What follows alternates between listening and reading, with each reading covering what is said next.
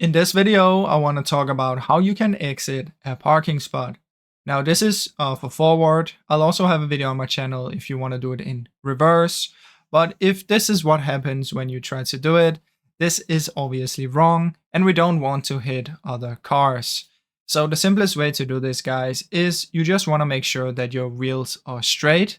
So just straighten them up real quick. And once we've done this, we just want to drive forward a little bit until our shoulders are about the front of the cars next to us, or the back, depending on how they're parked. But once you're about in this position, you are good to go. So what you want to do after this is you just want to make sure that there's no incoming traffic. Otherwise, we cannot drive out, obviously.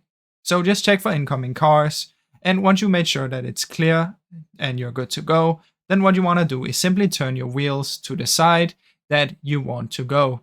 So simply turn them all the way to the side, and then you just want to drive out. Now, once you're out, you want to make sure that you straighten your wheels and you connect to the right lane, just like this, and then you can simply move forward. After this, you are good to go. So that's basically how it works. Like I said, if you want to do it in reverse instead, I'll show you how you can back out of a parking spot in another video on my channel.